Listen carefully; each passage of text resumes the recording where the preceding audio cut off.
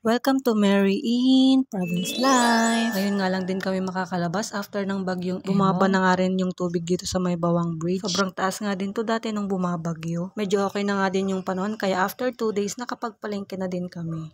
Pero hanggang ngayon is wala pa rin kuryente dito sa amin. At pati signal mahirap din. Palengke day nga din pala today kaya kahit binagyo kami is tuloy pa rin ang business. Magkabilaan nga din yung natumbang kawi dito. 2 weeks na nga rin na hindi kami naglalaba kaya ngayon maglalaba ka. Karamihan nga lang din dito sa amin sa probinsya ng La Union may mga balon kaya hindi namin problema ang tubig. Yun din naman ang kagandahan kapag nasa probinsya ka kaya kahit walang kuryente pwede ka pa ding maglaba at maligo. Habang naglalaba nga ay itong kasama ko hindi ko alam kung anong ginagawa. Hindi rin kasi din kami mapirmi sa bahay kaya kung ano-ano na lang ang ginagawa namin kasi nakaka-bored talaga pag walang kuryente. At habang naglalaba ngayon natatawa na lang ako sa pinagagawa namin sa buhay. Pero at least nakapaglaba na kami ng mga damit namin at mga kumot. Kakain na nga din kami at itong ating mga ulam is niluto na namin kasi wala ngang kuryente. Masasayang lang. Nagluto nga din kami ng tinolang palaka. Ang sarap. Habang walang kuryente ay maglilinis din ako ng ref. Kaya tinanggal ko na lahat ng masasayang dyan. At kakainin na lang namin. At ito nga si uncle nyo, naglalagay ng mga bato-bato dyan dahil tutuloy yan pag uulan. Sobrang dami nga nang ginawa namin ngayong araw. Kaya ito na naman kami nagwawashing ng mga